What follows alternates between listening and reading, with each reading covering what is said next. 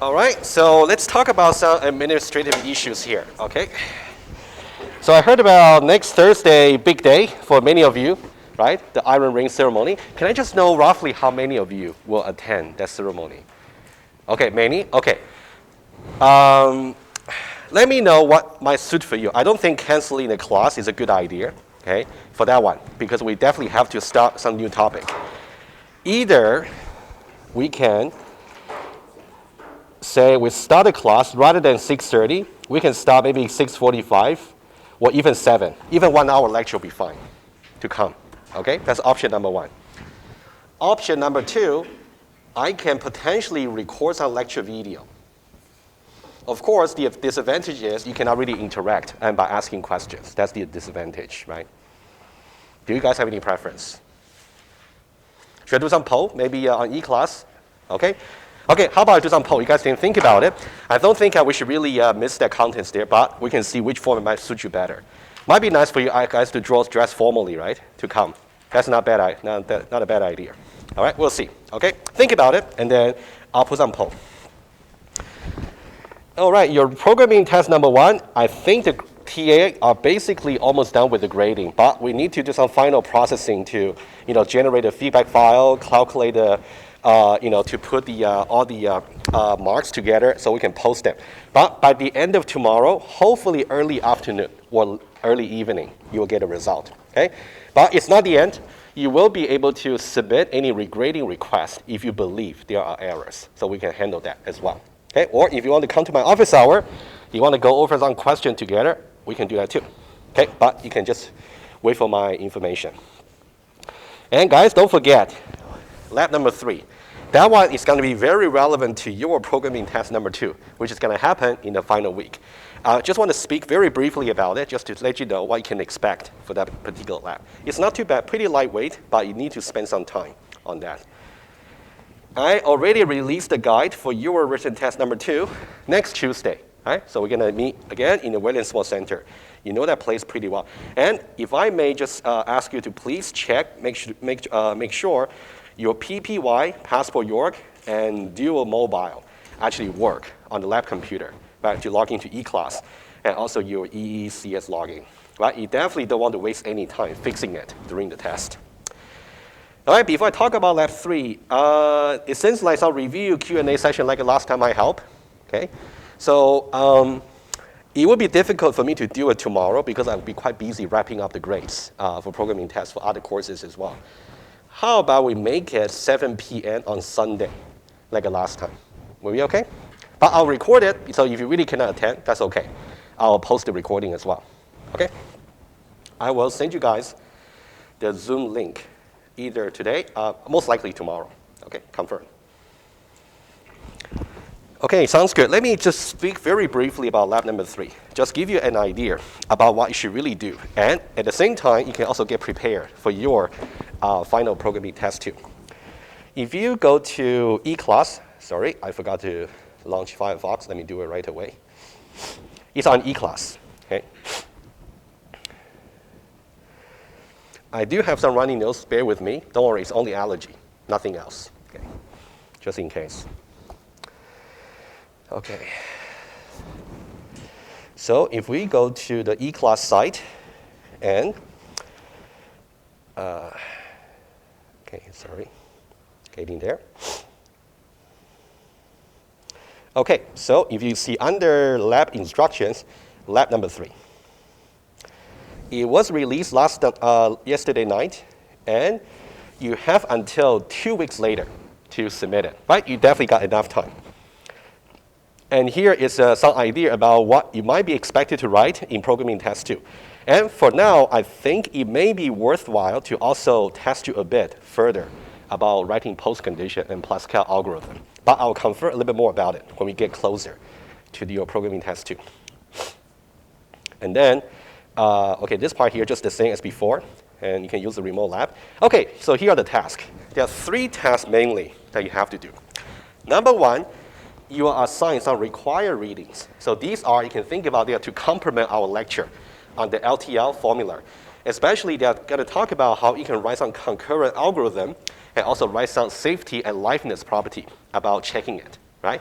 So that's something that'll be very useful for your knowledge. So, and the TLA Plus official site already did a very good job on describing the algorithm and the concept. So I don't really need to recreate everything from scratch.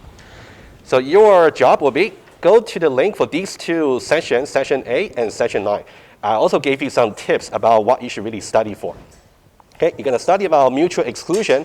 I believe you heard about this idea for sure from the operating system course. It's quite a nice way to really progressively develop some mutual exclusion algorithm by adding more and more details. And then they will talk about safety versus liveness property. And actually today, one of the examples we're going to do after the break is about how we can translate English description into LTL. And one of them is about liveness. So you will definitely get some exposure as well. That's going to be very useful. All right, task number 1, I hope you will enjoy. And it's going to be required reading, so that means it will not be in your written test 2 for sure, but in the exam, who knows, right? So please study that, okay? For your task number 2, that one there, very easy. Basically, as you go over the tutorial for the 2 pages, they will show to you 4 versions of the mutual exclusion algorithm. I just want you to, if you want to copy and paste, if you want to type, whatever, put them into TLA Plus and try out, okay, and submit the files. That's all I want you to do. Task number 3 is about the 2 properties. They also include the code for you. Make sure you understand them. Also check them for every version, okay? That's all I think you should do for lab 3.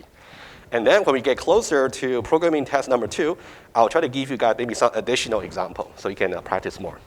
Yes, question? In task 2, yeah. the word, can you scroll up? Yeah, of course. The title, right? Most likely, but tell me which one. Where? Like all of the TLA files, mutual is not spelled right. So we have to submit. Okay, I'll fix that. Apparently it should be fixed, okay? I'm glad you pointed out, okay? I should blame the TA who developed that, right? Okay, anyway, I didn't check carefully enough, absolutely, okay? Yeah, mutual. I'm not sure what this word really means. I'm gonna ask her, okay, what she really meant to say. Okay, I'm gonna fix that. All right, guys, that's lab number 3, okay? And wouldn't take you more than a few hours of time to really go over. And actually for this one here, I do encourage you to really form some study group to study about the concept, okay? Some of them might seem a little bit dry or could be a little bit tricky, but form your study group and ask me questions during the office hour, all right? All right, if no question, then let's move on to the stuff for today. And as I said, pretty much like last time, I'm not gonna give you any new definition. We just need until operator, week until, and release operator, which we cover on Tuesday. And today, we are just going to see more example about using them. So it's really also getting you more prepared for written test number 2. And for the practice question, yes. For the practice question, I'm still working on that. Bear with me a little bit longer. So because at the same time, I can also think about what question I might put in your actual test. So I can put maybe more similar question. We'll see. Anyway, so by the end of tomorrow, you should see some questions, okay? And you can ask me about them maybe on Sunday during the review. Alrighty. Let's now move on to, I divide the examples today into 2 parts. Part number 1, we're gonna see the more conventional example like this. Given the model, given the LTS, we just evaluate the formula. Let's do that one first. And then the fun part will be the second part after the break. We're gonna see, given some English description, how do you formulate it into LTL? Especially once you get a solution, you want to think about, what if I change, for example, operator until into week until? Would it still apply? And would it gonna cause something very disastrous, right? That's something we'll do after break. Let's still do something very standard over here. Before that, why don't we do a very quick recap? Just make sure everybody is on the same page. And unfortunately, for your written test number 2, you don't have any cheat sheets. So you will have to remember the formal definition. I would suggest either you remember the quantification, if that really makes sense to you, or you can kind of remember the visualization, which I will try to help you a little bit, okay? We more or less did this already last time, but let's do it again, okay, to compare the 3 operators. And of course, these are the quantification for each one of them, right? Okay, let's now do some visualization just as a recap. First of all, we have the until operator, phi 1 and phi 2, okay? So here, we're going to compare until, weak until, and also release. Let's start with the until operator. Okay, that one there, if you think about, you have some given path, okay, over here. And there's only one scenario that would be allowed. Let's take a look. If you look at the formal definition, let's take a look maybe more closely, okay? If you say phi 1 until phi 2, that means phi 1 should really remain true until phi 2 is true. Okay, roughly speaking. Right? Let's take a look at the formal definition. In order to prove it, you have to find some witness I somewhere in the states, in the path. Okay?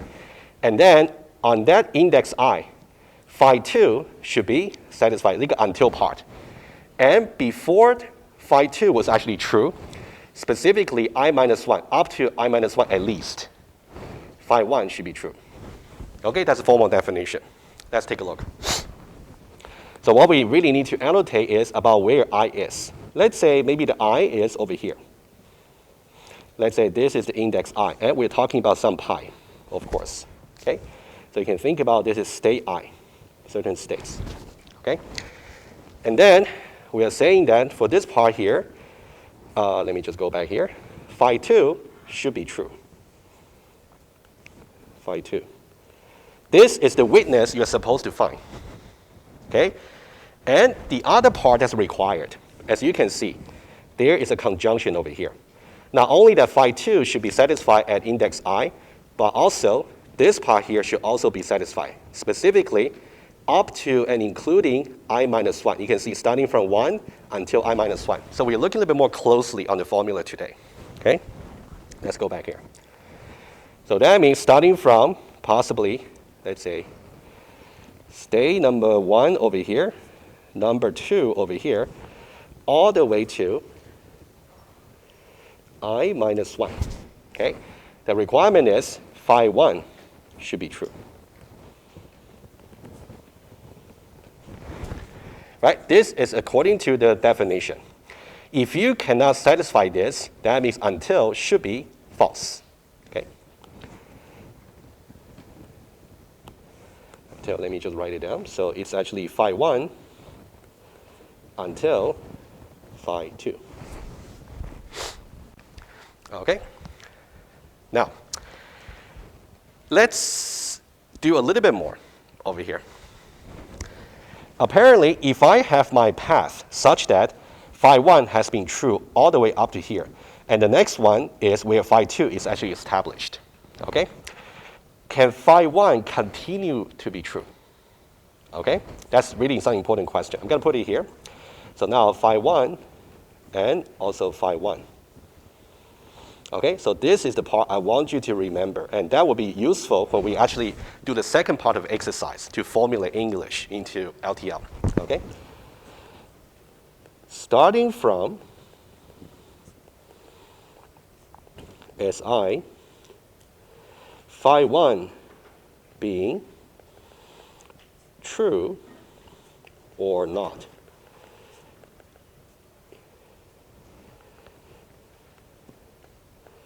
Will not impact the evaluation of the formula. Which means as long as this is actually true, the entire thing will just be true. Whether or not phi 1 is true or false, starting from I, doesn't matter. Okay, that's really important to know this boundary case. All right, so if you really want to memorize something for written test 2 or even the exam, I would say this one here might be more intuitive for you to remember. Okay. All right, and of course in the exam, I will allow you guys to put some cheat sheets. In that case, feel free to put this down. Right? But in the actual exam, I think you don't really want to look at this definition for every time you need it. That'll be too much wasting time. Right? Anyway, you decide. Alrighty, that's until. The second one is a very related one. It's called weak until. Okay? Weak until. And we simply say phi 1 until phi 2. It's weak until in the sense that if you try to understand that in some set diagram, okay? Let's say these are all the stuff that can satisfy weak until. Let's say phi 1. Oh, sorry, I should have written a little bit differently. So this one should be weak until, okay, W. Weak until phi 2, okay? And you should want to think about there's only one, there's a proper subset over here that is actually going to satisfy phi 1 until phi 2.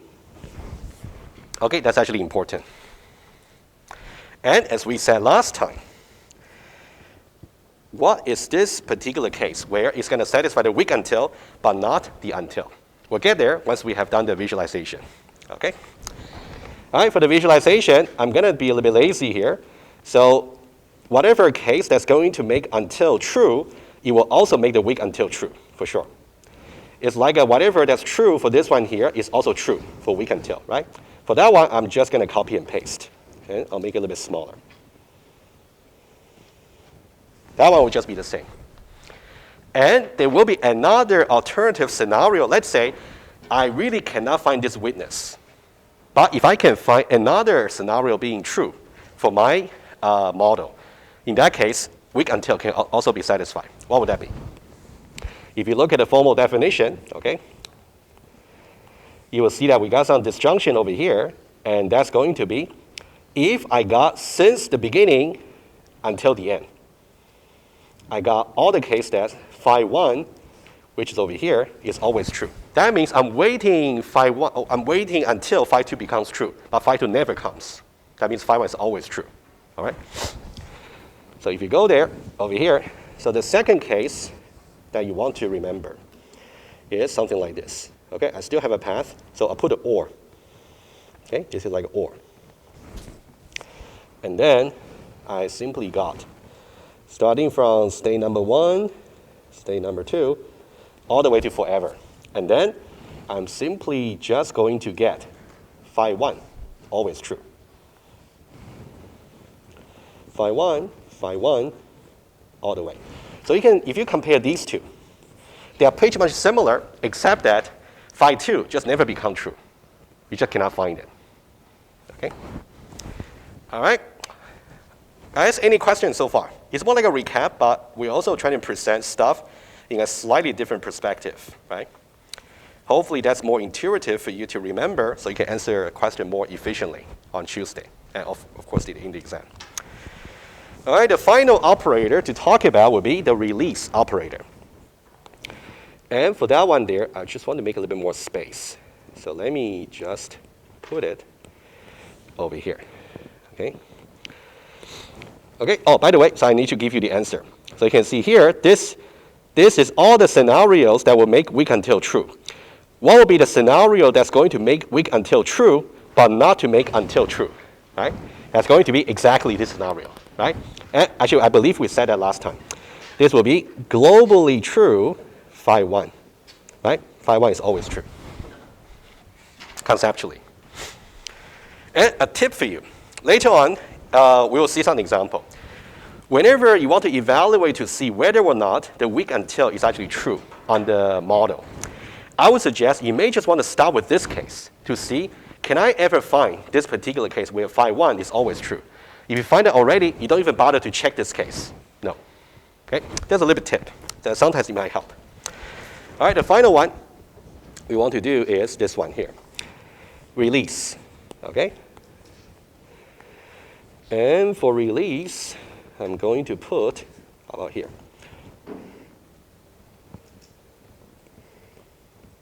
Okay, release. And we got phi 1, release. Okay, actually, I mean, try cursive, just R. Release phi 2. Okay? Here, the phi 1, phi 2 is a little bit the opposite of the phi 1 and phi 2. Very vaguely, but not precisely. I'm waiting for phi 2 to be true. Here, in some way, I'm also waiting for phi 2 to be true. And here, phi 1 will be the one that can actually release it. Okay? That's how you think of it. Right? Let's see the diagram. That might be more precise for you. All right, let's now take a look here. If you take a look here, and let's look at this one here. This one is to say, I want to release phi 2. But what if phi 2 is never true? I want to release phi 2 by using phi 1. But what if phi 2 is always true? I can never release it. In that case, that means it's always true. Okay, that's one. Okay, let's now put it down. So this case over here will be, okay, I got 1, I got 2, and all the way here, I simply got phi 2. Okay, I want to release phi 2, but it's never released. Okay. Or another way, that one there is going to be kind of similar to the weak until, but not exactly the same in some boundary cases. Let's say this is pi. Okay, if you look at the definition, if I want to phi 1, I want phi 1 to release phi 2. That means at some point, phi 1 is going to be true, and from that point, I want to release phi 2. Okay? But we say less than or equal to I. At the point that phi 1 is going to release phi 2. At the same point, starting point, phi 2 should be true as well. So here you can see I versus I minus 1. So that's the boundary case you want to watch out for. All right? A little bit dry, but we'll see example very soon. Okay? So what we'll do is we're going to have 1, 2, 3, all the way to here I minus 1 and also I and onwards. Okay? What we want to do is we want to have phi 1 to release phi 2. So before that, phi 2 is going to be true, right? And then until the particular point I, which is the weakness we're going to find. At that point, phi 1 should be able to release it. All right? Now what you want to see is for the weak until, and until case, you can see here, this point here versus I minus 1. For here, it's I and I, right, for these two. All right? That's what you want to watch out for. All right, guys, any questions? Yes, go ahead. So for the release point, when you reach I, you're satisfying phi 1 and phi 2 together? Multiple, yeah, simultaneously. So in the same states, phi 1 and phi 2 should be satisfied. So what does that really tell you? That tells you, in order for this scenario to really be satisfied, must be a single state where phi 1 and phi 2 are satisfied at least, right? Of course, once you found that, you have to say all the states before that, phi 2 should also be true. Let's put it this way, a tip. If I simply just cannot find any states where phi 1 and phi 2 are simply true, I know that this scenario cannot be the case. Do you guys agree? Okay, I'll put a tip down. That's something you will see when we do some example.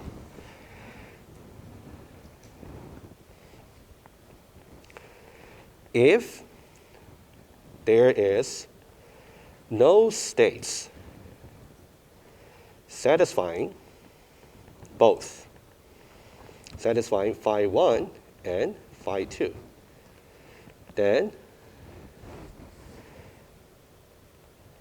this scenario, sorry, my writing is terrible here. Then this scenario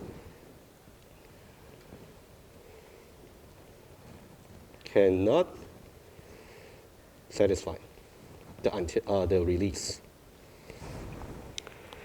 However, if you can really find this particular state satisfying phi 1 and phi 2, you also have to make sure all the previous states, starting from the first one, phi 2 is also satisfied, right? According to the diagram, right?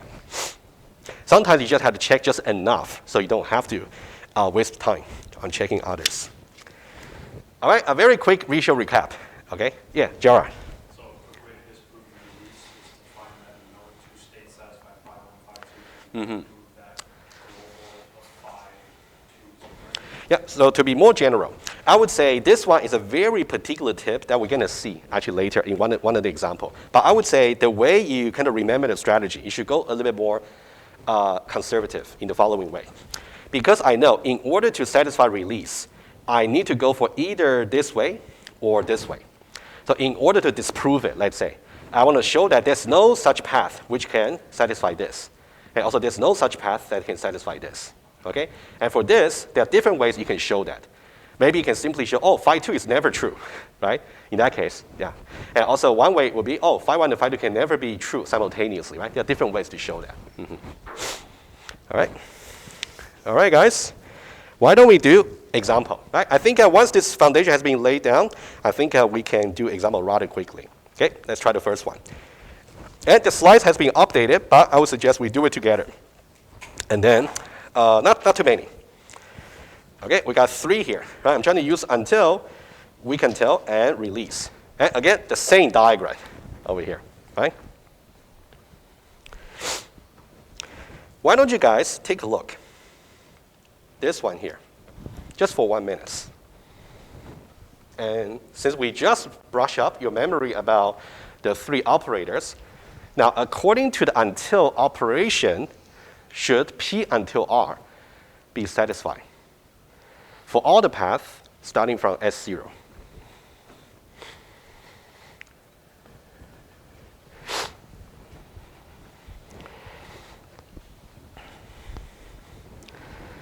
What you really want to be clear is about the minimum requirements for the until to be satisfied.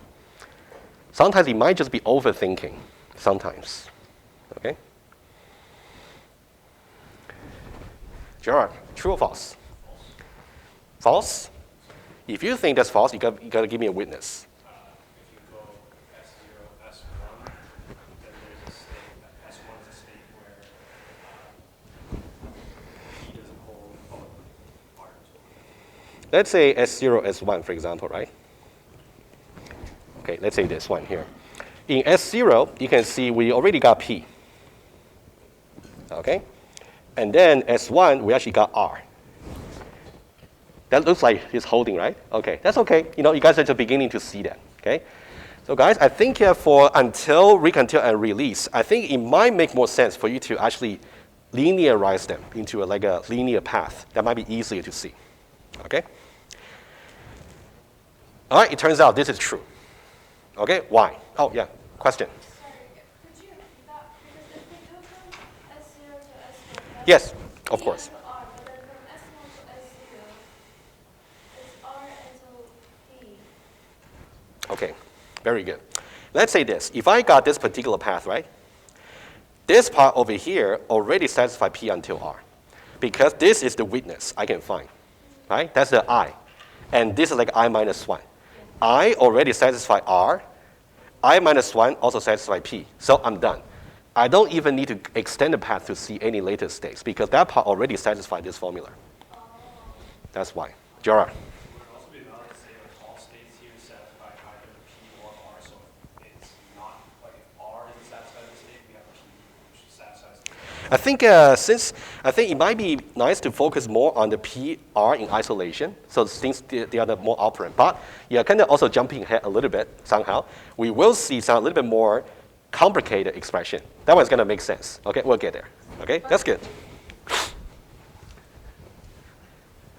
Because from what you said, P doesn't matter, right? After R, No, P doesn't matter. Okay, of course. like after P after only- we get to a state where there is R, P, whether or not yeah. there is P makes no difference. Yeah, be clear. P does not really matter at the point that R is true.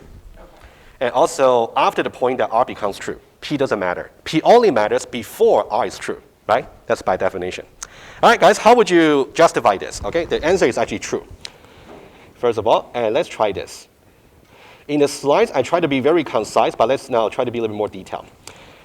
When you are starting from S0 here, you only have 2 ways to branch out, either this way here or this way here. That alone already tells you it's going to satisfy. Okay? So either you can have S0 and then S1 and then dot, dot, dot. Doesn't matter. And then you may have S0 and then S2 and then dot, dot, dot. Okay? And then you want to think about, again, let's go back. Just give you a little bit more idea. We want to find a witness I. At index I, phi 2, the right-hand side, in this case, R, should be satisfied, right? So you can think about this guy over here is where R is satisfied. Apparently, S1, S2, both of them, R is satisfied. And then let me finish this, and I'll take your question. And you can think about this is more like an I. And over here is more like an I minus 1, right? It simply matches the pattern pretty well. And that one there, if you look at this, S0, it satisfies the P. Okay, that's very nicely for P until R. Whether or not S1, S2 actually satisfy P, not relevant, right? But it will be relevant maybe when we talk about release, but that's another story. Okay, Jora first. Yeah. So S1 didn't have R, then this would be false, I would assume, because it doesn't satisfy. Yeah, hypothetically, of course. If S1, yeah, okay. Let me make it precise for everybody else. So Jora's question was, let's say, hypothetically, we don't have R over here. In that case, as far as until is concerned, you're right. Yes. Yeah, it's not going to be satisfied. Okay, very good. Okay, the first one, hopefully, oh, question. Oh, okay. Okay, second one, yes, true or false?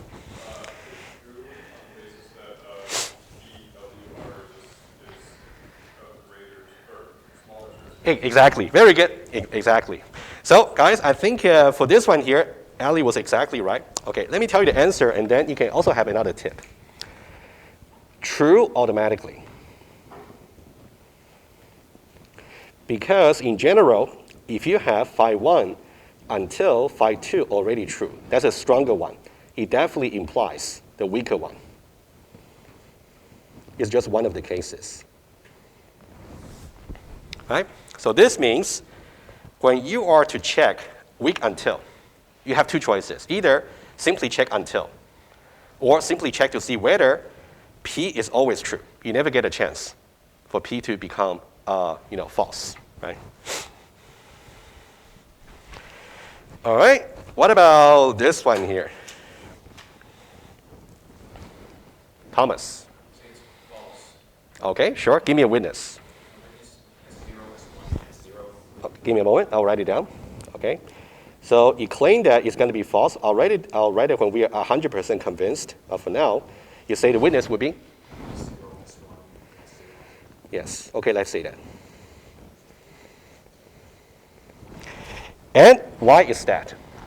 Because release requires that some state in the future for P and R to both be true, but in no single state in this. Exactly. Okay. And P is also not true in every state. Very good. Okay. So what Thomas just said was really spot on, but guys, you got to be very clear. So to really disprove release, you have to make sure you're basically disproving. Okay, let me go back to the formal definition.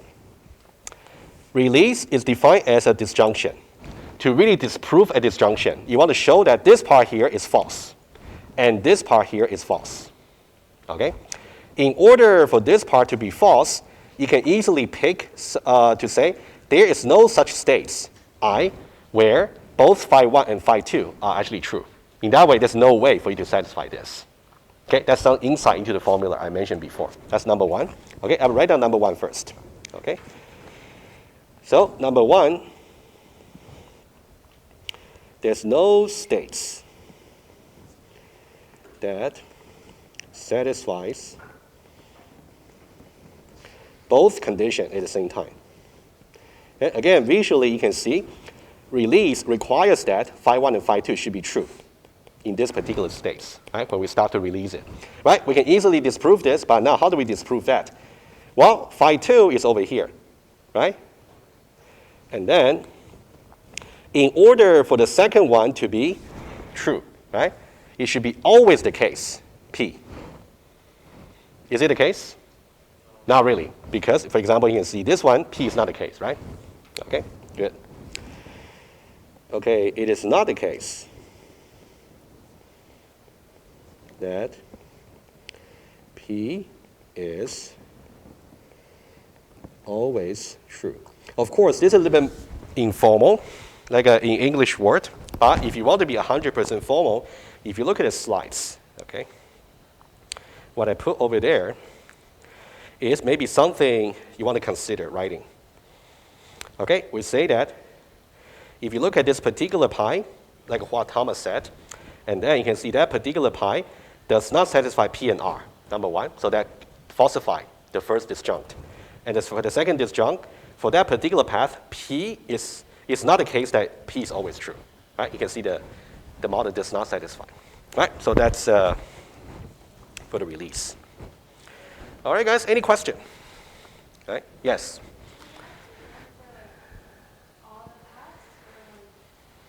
All the path? Yes, potentially you have to definitely consider all the path in order to either decide all the paths satisfy the formula, or maybe as soon as you find one path that's going to violate the formula, in that case, that'll be the witness. You should always aim for finding all the path. And then as soon as you miss some violation, that'll be the witness. Yeah. So when you say the path, it's more like all the branches coming out of the state specified. Yes, correct. Because if you look at this formula here, let's not forget the basics. We say S0 model satisfaction. So we're always considering path that will start from S0. No, but I mean, like, we don't have to go all the way to, like, we only consider the branches, right, coming out of the S0. Like, Right. we don't have to say S0, S1, S0. It's just S0 to S1 and S0 to S2, and we stop there. Yes. From the first state to the second one, and then we stop there. Sorry, are you more referring to this one here or this one here? The first two. The first two, okay. The first two is the reason that I didn't really have to go any further is because only these two states alone already tell me that I already satisfy the formula. So I don't need to go any further. There's no need. Okay, so let's say that S0 doesn't satisfy P right away. Do I keep going and then see until P is satisfied? Yeah, okay, that's a big if, right? So let's say P is not here. Of course, this cannot be okay, I think that you should always find out where is the witness that's actually going to satisfy, until R, right? That's going to satisfy R. Find that R first, where R can be. And then go one state before to see, is it true? From that state all the way back to the first states, the other formula is actually true. That's what you should do, right? Guys, I'm not sure if you're aware, so you can see we cover not so many operators, only 3 operators, but the number of formulas I might potentially ask you to check, it's quite huge. So I would say, what would be the best way to get prepared? Get the basics understood very well. As long as you manipulate the basics, you should be okay. Okay? Yes, Thomas, question. For example, if you were to do a path satisfaction starting from S2 Okay? of P to R, wouldn't that immediately evaluate to true, despite the fact that we never have to check P because R already exists? It's a very good question. It's a very good question.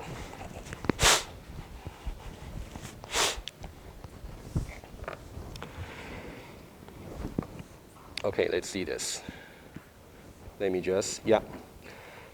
First of all, let's now take a look at this. Let me just for now wipe this out. What you're asking was basically, what if the I that we are talking about over here is simply just 1, right? That's what you're basically asking, right? If this is only just 1, and then, guys, I think what Thomas asked was a very, very good question, okay? I really want to explain that well. So let's say this. Let me put down what his question was. Okay, I'll put it here, okay? Extra question. Okay, so I'm going to say S2 satisfies P until R. Okay, that means I'm now starting from S2. Okay, let's be very clear about what we're doing. We're starting from over here. Okay, that's basically going to be the only one path pattern is possible.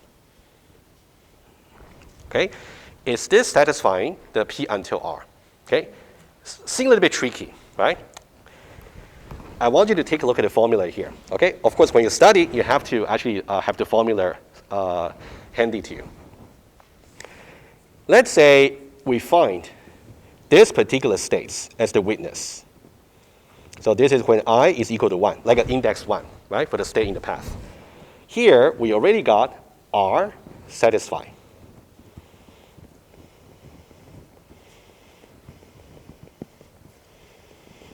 So it would be as if we actually got this part over here satisfied when I is equal to 1. Okay, good. And then, is this part over here also satisfied? That's the question, accordingly. Jorah? Exactly. That's the base case for universal quantification, right? So that's why math review also help, right? Okay, I'll write it down. The other one here, and for every, just let me be consistent, for every j,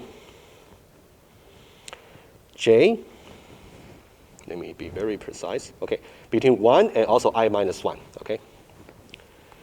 Between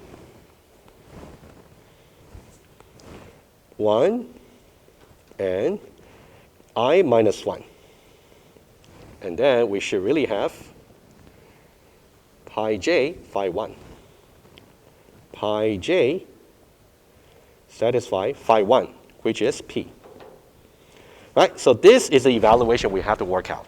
Okay? But this one turns out to be some very trivial case because you can see I here is actually 1.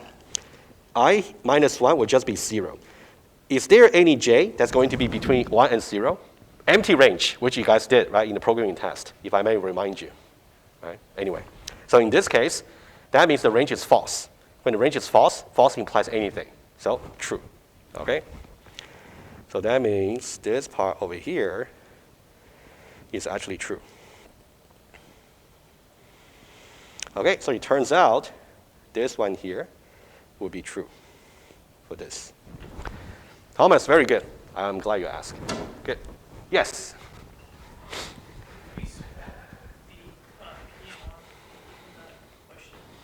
If we swap the P and R, okay. Okay. Well, I think, how about this one more exercise, and then we should really move on. Okay. Otherwise, it'll be endless. Okay. So you're asking, do you want the start state to be S2 or S0? So you're asking S2, and then R until P. Right? Like that. Okay. Now, R until P. The requirement is, this is phi 2. Phi 2 should be satisfying at some point. Agree? Is there such a witness? No. Agree? So that's going to be false. Can you follow? Or, okay, good. I want to make sure. I don't want you to get puzzled, right? Since you were asking the question. Another very good question. So this is actually false. Because no states satisfying P. And this means this part here just cannot be satisfied by finding some appropriate witness. And remember, there's a conjunction. If already one side is guaranteed to be false, there's no way it can be satisfied.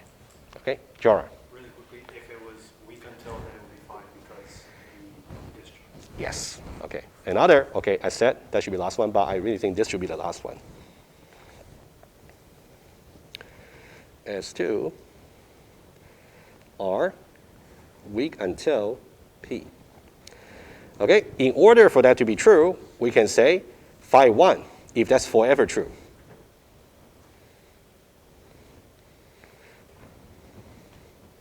Always true.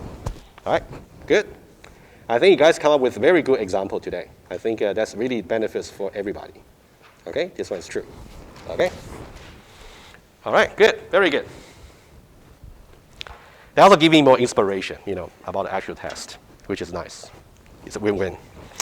All right, let's do one more, and then we should take a short break, and then we'll continue. Okay, one more. All right, so this one here is pretty much the same. It's just that I just make that slightly more complicated, and I just want to show you more cases where different operator might get different result. Okay? Let's give it a try. This one here. True or false? Until.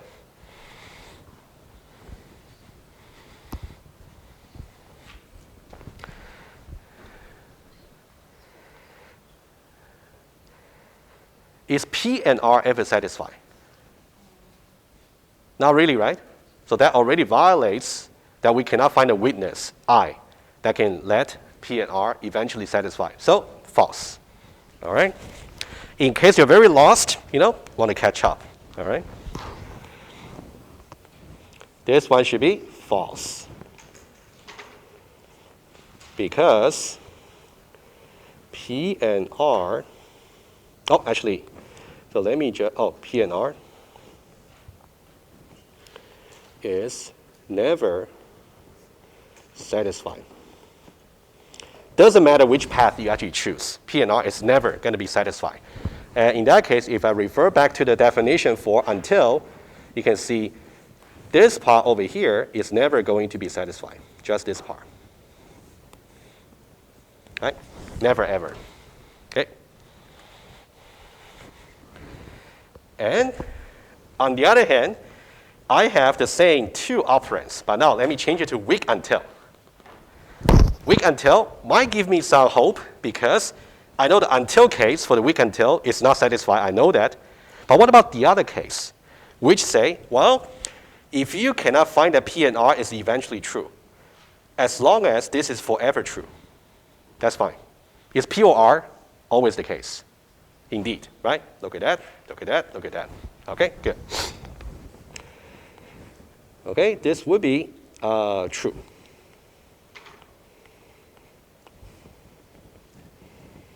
Okay, the way to say that would be, we know from the previous one that P or R, we can tell P and R is false. That's something we know. So we know we cannot try that case. But P or R is always satisfying. In that case, we're basically satisfying, right? Remember that's an or, and we're satisfying this. Okay? All right, hopefully it's still fine. All right, pretty smooth. Okay, one more, and then we take a break. How about this one here? True? You think it should be true? Okay, how come? Yeah, actually this one is also the same, right? Because, you know what, I think for the release, in some ways pretty similar to the weak until. So you can definitely check this one if you want to, but at the same time, I already know this one is going to be true anyway, right? Phi 2, which is P or R, okay?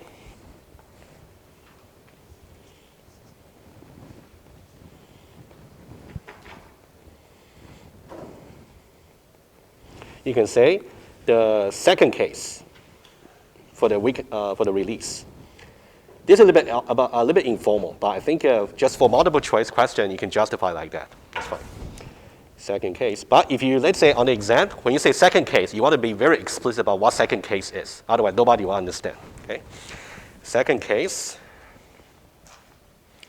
of the release satisfied. All right, guys, I hope you're okay with that, right? Okay. You can expect something like this on the written test, right? Of course, diagram could be a little bit different, but I think the complexity of the formula might be similar. I might use some implication, right? So in that case, what? The same principle. As long as you grasp the basic principle, you should be fine. Okay. All right, why don't we take a short break and take attendance? And then we got one more set of example. Yeah, question first. Yeah. Mm-hmm.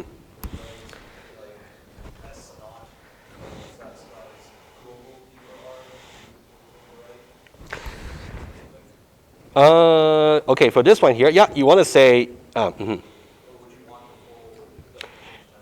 I think this one here, you can say, for example, okay, if you want to make it slightly more formal, we can definitely do that.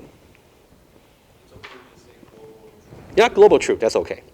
You can say, because we know S0 over here, globally true, P or R. That's fine, yes, absolutely. Mm-hmm. Can you simplify the phi to phi? Phi before the phi to or R? Oh, you mean just write phi 2 over here? Yeah, sure, as long as it's clear in the context what phi 1 is, phi 2 is, absolutely. Yeah, for sure. Mm-hmm. All right, guys, let's take attendance and then 2 minutes break. And then we got some fun example to try, okay? Just a few, not too many. Okay, let's now take attendance.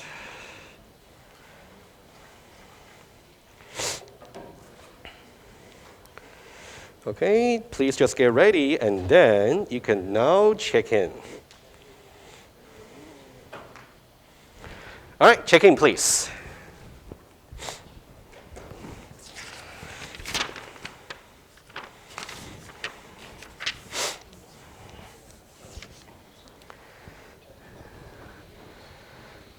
Everybody's good? No? Okay. Chidalu, should I close it? Should I close it? Done? Okay. Everybody's good? Awesome. Good.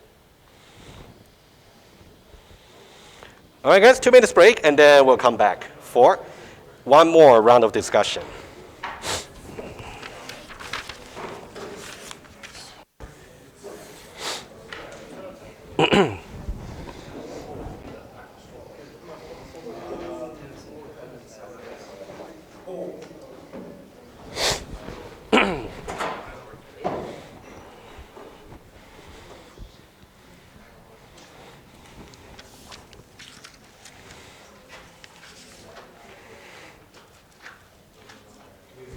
Hello.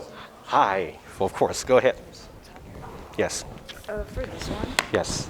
did you do it like this, that like this case is true and then this case is not true? Is that why we did the green and red? basically- Oh, I see. Because the way we define the release operator is by a disjunction. So in order to show that it is not true, you find a witness path, and based on that path, you want to show that the first disjunct is actually false, and the Okay. second disjunct is also false. Okay. But the other one you did, you just made the second one. Like if this was. Oh, that one is to show that it is actually true. Oh, okay. So that one. It's different. Okay, okay. Because in order to show a disjunction is true, you just show one of the disjunct is actually true. Oh yes, yes. To yes, show that and it's then- false, yeah, both must be then false. both. So did it matter which one we picked for the Oh, second? you mean the example? path? No. For the second one, the second example, I don't know what it was, but like if this is. Could it be either this one is true or this one is true? Oh, yeah, We could- absolutely. we could pick either You can one. pick either one. Yeah. Just having one true makes it all true. Yeah, because it's disjunction, right? Okay. So in order to make disjunction true, just choose one disjunct to be true. Because it's a disjunction, so that means in theory, both can be true at the same time. Yeah. In that case, it's not necessary for you to show both. Okay. Yeah, I was confused because the last example, Yeah. one of them was Uh-huh. P and R, so that one's false, right? Yeah, also depends. Yeah, you know what? This might be a nice to recap a little bit, Yeah. because if you look at the until, for example, if you look at the until, once you choose the particular witness, you want to make sure both conditions are satisfied. To prove it, you got to show both. To disprove it, you just show one of them is false, right? So now for this one, it's like an or. To prove it, just show one of them is actually true. To disprove it, you got to show both of them are false. Similarly for this. Okay. Yeah. Okay, that's confusing. Yeah. Maybe I'll mention that again. Yeah. That's good. That's good. Yeah. Question. It's a bit of an accommodation. I am going to a wedding in Texas, so I'll Oh. miss Friday, Saturday, Sunday, Monday, Tuesday. I'll be back Wednesday morning. Which means you're gonna miss the test on Tuesday. Ooh, Is there something I can do to? I can tell you it's a bit tricky. Why don't we talk after class? Okay. Come to me. We'll talk. Okay. Oh.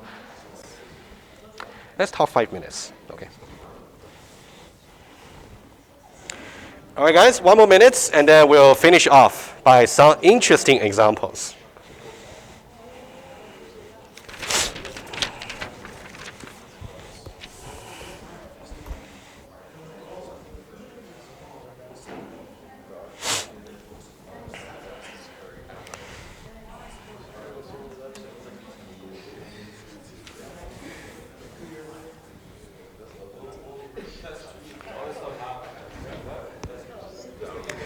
Not really. It's not really cumulative. But, it's tricky, because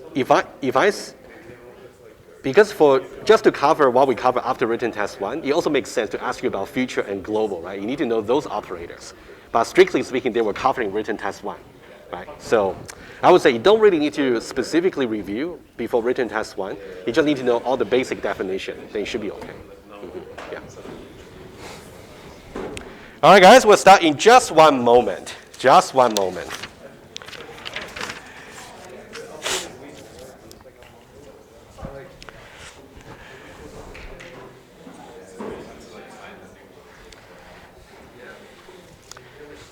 Okay, let's get started again. Okay, I got about 4 or 5 examples, and then we're done. But it might take some interesting discussion, but we'll see to see how you guys feel. So this part of the exercise is completely different. Before we give you a model, like an LTS, label transition system, you try to evaluate the formula to see whether it's true or false. It's good. But now we're going to learn about something that's more useful, which is having some requirements in your mind in English or whatever natural language you speak. How can you formulate it in the corresponding LTL? Sometimes you think, oh, this LTL should make sense, but you think a little bit deeper about the formal semantics, it doesn't make sense, right? So this is trickier, I would say, but it's more fun. Right, the example could be a little bit boring, okay, but that will serve the purpose, okay? The first one. I will set a context, you guys have to think about it, okay? Let's say the natural language. I had smoke until I was 22. Well, that's not true for me, okay? I'm just saying that, right? Okay. Could be true for my dad, but not me, okay? Let's say that's the statement you want to formulate. And to make it a little bit easier, let's say we got some propositional item like a P or Q. Let's say T and S. Let's say T here is I was 22. And S over here is I smoke. Okay? Now, is it accurate to formulate this guy here until S I smoke until I was 22? Is it appropriate or not? If you think that's appropriate, justify it. If not, give me one counterexample where it makes sense in one case, but doesn't make sense in the other case. I'll give you guys some time to think. If I give you a question like this, you want to think about, number one, since you're already given the precise LTL formula, take a look and see what it means precisely. Number one. Number two, does it really satisfy all the requirements that's really imposed by this?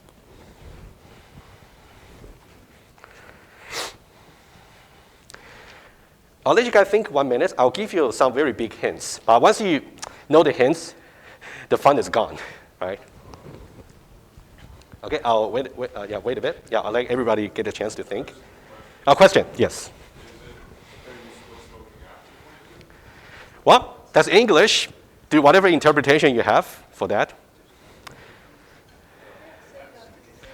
You know, I believe I'm not very good in English grammar, formal term. I believe when you say I had smoke, that means I quit at some point, right? I believe that's what English means, okay? Also saying until, so like you're not saying after it's clean. You stop there. Yeah, I kind of smoke all the way right before I became 22, and then I became 22, right? Yeah. Something like that.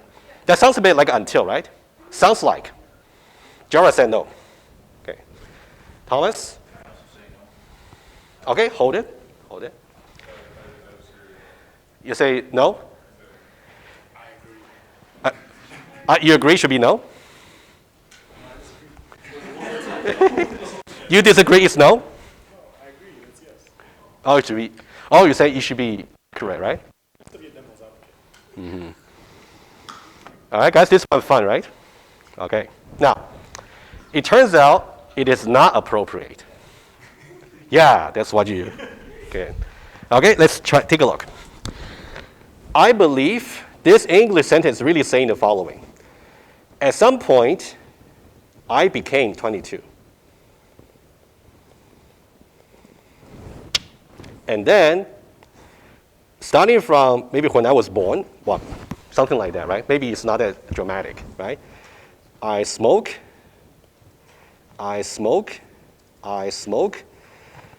all the way to right before. But is that really what the English sentence is implying? I believe it implies a little bit more, right? It really says, when I was 22, I stopped smoking. I stop. Don't you agree? Okay? But now, is this meaning here really formulated properly by this? No. Remember I told you guys, right? If you remember in that diagram. I said before, phi 1, whether or not it's still satisfied, is not relevant. Okay? So that means over here. Now, if I say S until T, let me give you one scenario. Again, this is I was 22. And then, starting from here, I smoke, I smoke, I smoke, I smoke, I smoke, I keep smoking, keep smoking. Would that satisfy until, formally? It would, because number one, this is the witness. Like an I, where pi I satisfies T until I was 22, right? And then this part over here satisfies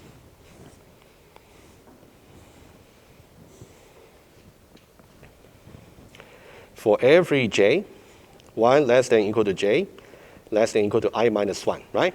Until over here. And then the pi j satisfies I smoke.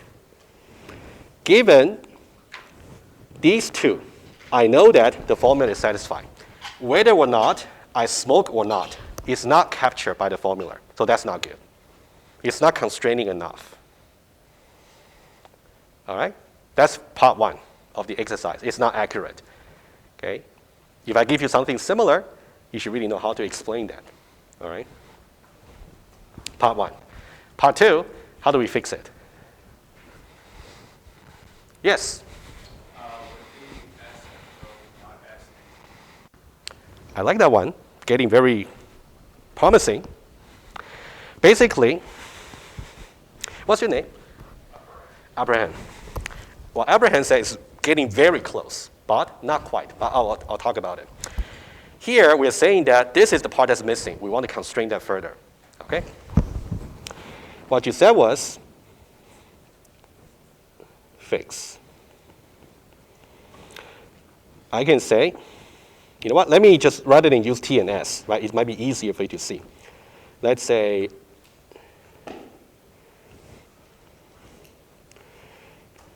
I smoke until, okay, that's the first one. I was 22. And then you say not I smoke, right? Okay.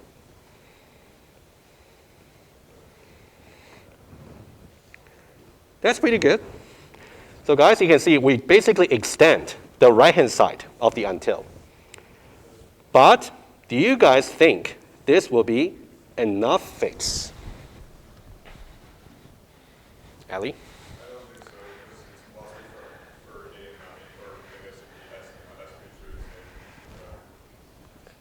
Okay. Okay, not yet. Okay. Did you want to say something? You think that's okay? Why not?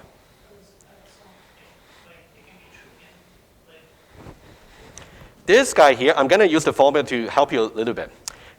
What this is saying here is to say, when I was 22, at this point, I stopped smoking. But in the later states, I may smoke again. In other words, Jora? Yeah. What you should have said is, starting from this point, it is globally true that I don't smoke. All right?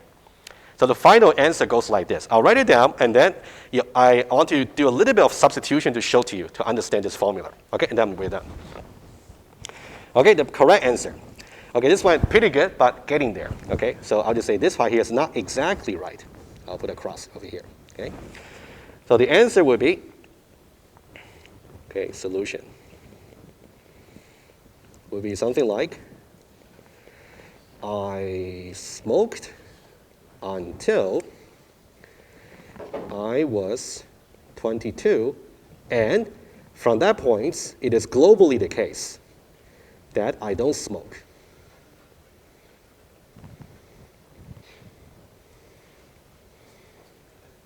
Okay, so what you really want to watch out is this G over here.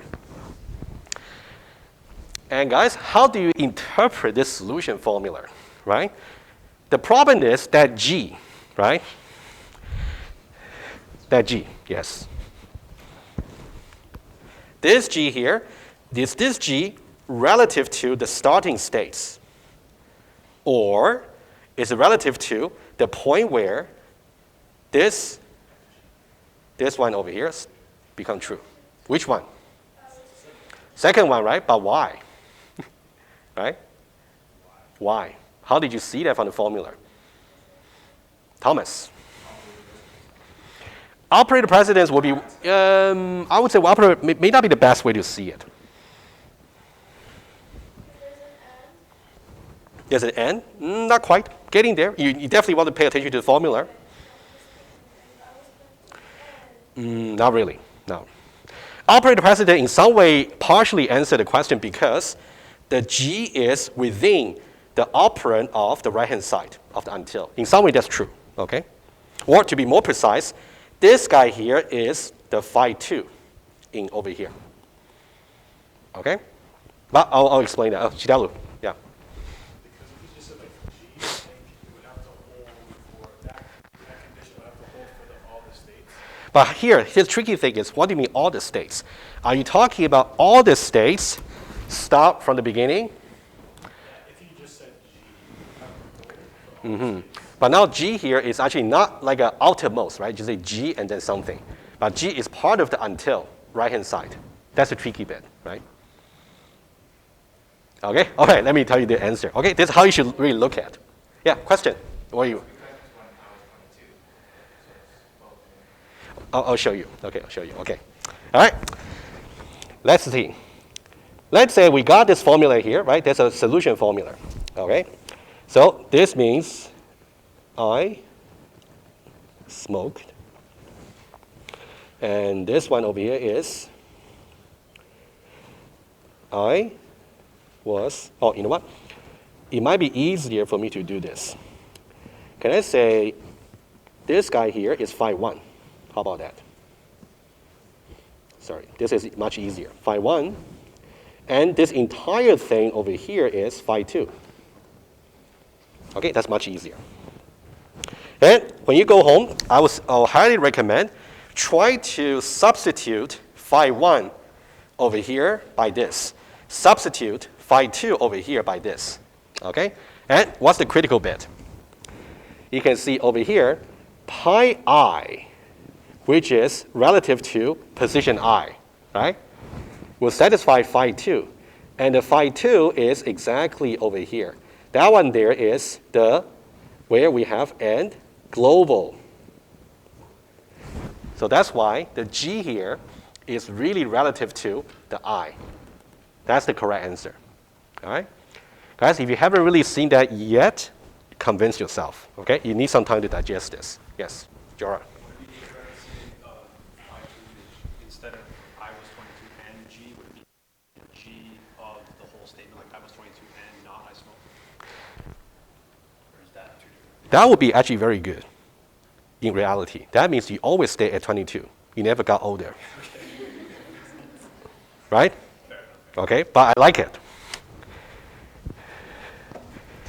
I like it very much. This tells you something that makes mathematical sense. Reality may not, right? Okay, another fix. I'll put it here. You guys can think about. I like the answer that Jorah actually contributed. I smoked until globally true, and then I was 22, and then whatever, right? Not good, okay? Yes, Thomas. I would say let's not get there just yet. Maybe do your example and show it to me, and I can share. Okay, for now, we're good. All right, guys, second example, that'll be quicker. I think this one's the trickiest one, okay? All right, let's do, this one's pretty easy, but let's give it a try, okay? So let's say here, we want to say it is impossible for our system to reach a state where the system has been started, but it's not ready. Let's say you can use these two atoms. Let's say you're given. Started means the system has been started, And ready means the system is ready. How do you formulate this into this? I'll give you the answer, but before that, you can think about it, and there are two possible ways to write this. Hence, you can either use G or F.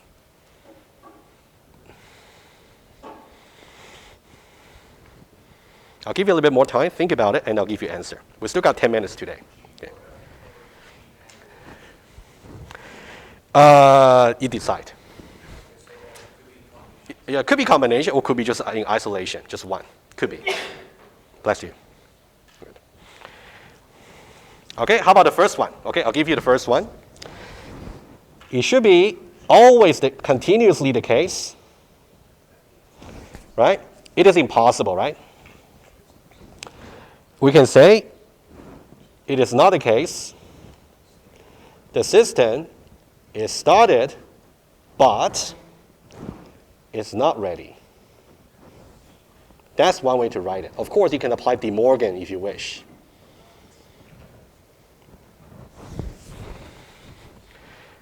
Okay, let me help you interpret, and then we can see another alternative. It is always the case, continuously the case. We can never have a case, we can never have a scenario where the system has been started, but it's not ready. Or if you like, De Morgan, if you feel more comfortable. Not started or ready. They are equivalent. But I thought this might be a little bit easier for you to see. It's more like a direct translation from this. You may? Yeah, you want to do implication? Yeah, you can do that too. Yes. Yeah, yeah. So what Ali said was, we can also said G here, started implies ready. No, not P or Q, right? P implies Q, it's not P or Q. Mm-hmm. That means if the system is ready, if the system is started, it's got to be ready. If the system has not been started yet, doesn't matter if that's ready or not. All right, guys, alternative to show to you. Future operator. Okay, thinking this way. If I say it is globally the case, I satisfy this property. That means I cannot find any future states that's going to be the negation of the property I'm trying to assert. Okay? It's a little bit like a for all and exist, if you remember the conversion rule. Okay? I'll put this down and you can think about it. There is not a future states where this property here is negated. Double negation, I'm going to get started and not ready. Now, I want you to convince yourself this guy here and this guy over here are equivalents. Yes? Yes. That's something I can mention here, but that's okay. I can write it down. If you say G phi is equivalent to not F, not 5. Okay, and then F5 equivalent to not G, not 5. But it's a bit dry, but maybe use the example to help you understand. Okay? All right, 2 more examples, and then we're done. 2 more. I think the last one is going to be fun. The last one. Okay. Okay, 1 more. And this one here is the kind of liveness property I spoke about. And this is something you guys will see in your lab number 3. Similar. And I'm pretty sure you guys have seen this before, maybe in the operating system class, right? Whenever a request has been made, it will be acknowledged eventually, or it will be fulfilled eventually. And there was a word for that back in operating system course. That means no starvation. Right? I'm sure you guys have heard about it, but you just need some more application. Guys, how do we formulate this? Huh? No starvation. I'll write it down. That means no process get hungry. Right? Well, don't get hungry forever. They're getting hungry because they're waiting to be fulfilled. But it's not gonna let them wait forever. No starvation. All right, how do we formulate this? We want to say it's always the case whenever there's a request that's being made, that means later, at some point, at some future point, it will be acknowledged. It sounds like there are many operators over here, right? Gerard. Globally the case Okay, I'll put it down. Globally the case. that requested implies future acknowledgement. That's pretty good. It's a very common pattern. I'll put SDK for acknowledged. All right, that's our answer. Okay, this is good. I think this one is very good for your knowledge, and make sure you understand how to do this in TLA plus Cal. Final one. This one is actually quite fun, okay? Let's take a look. Let's say we are trying to express the requirements for an elevator, okay? If the elevator is traveling upwards, starting from the second floor, okay? It does not change its direction when it has some passenger pressing to say, I want to go to fifth floor. That means that will go all the way to the fifth floor. That's what it is saying. And these are the elevator states you can think about, okay? So these are more like elevator states. You can, the atoms that can be used to describe the states. Floor 2 means the elevator is not in floor 2, right? If you want me to visualize it, if that helps. Okay, ground floor, second floor, third, and fourth. 1, 2, 3, 4, and 5. So let's say the elevator is right now here. Somebody press 5. And then the elevator should really travel all the way upwards to 5 without changing direction. That's the kind of requirement we want to express. Using the atoms over here, how would you write it? And I want to ask you one question here to help you decide. Also hints. You may want to consider using one of the until operators. But do you want to use until or weak until? Ali.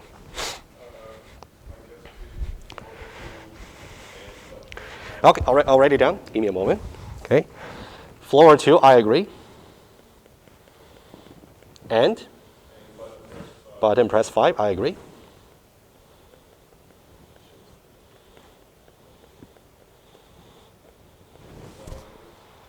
Implies, I agree.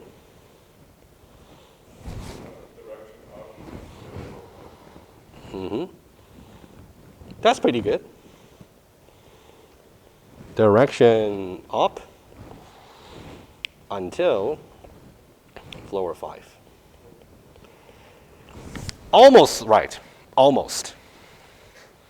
Except that whatever constraint you're doing putting here, it only applies to the start states of the path. You want to say it's always the case. Throughout the lifetime of the elevator, this constraint should always be the case. Exactly, right? That's missing.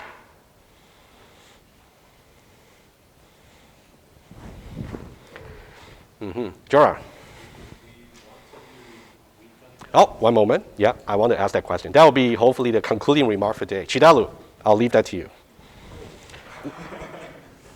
What kind of elevator would it be if I change this to be weak until? What kind of elevator? Can they have any crazy behavior? Oh, what do you mean?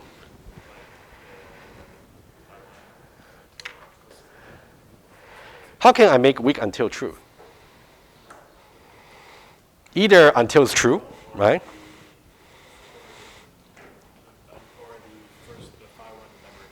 Never stop. In this case, it would be. So that means the elevator simply doesn't stop at 5, and then you can just go up all the way until, I don't know. That's the kind of behavior you allowed, right? So that means this until, weak until here is not good. All right, so guys, the message you take, number one, is about this pattern here, which Ali basically got 90% right, except for this, which is important. Number two, if I change this from until to weak until, this is not good, because it's going to allow this particular case where phi 1, which is this one here, can just be continuously true. That means the elevator never stops. You always go to the top of the building. Right? Doesn't matter what you press. You always go to the top floor. Okay? All right, I think that's about it. Okay, sorry, I was running a little bit over time. So as a promise, I'll give you guys some example question, but I think what we covered today is already pretty good. Study that, and then I'm going to send you guys on Zoom link for Sunday. And then if you can make it, come over Zoom and we'll discuss your doubts.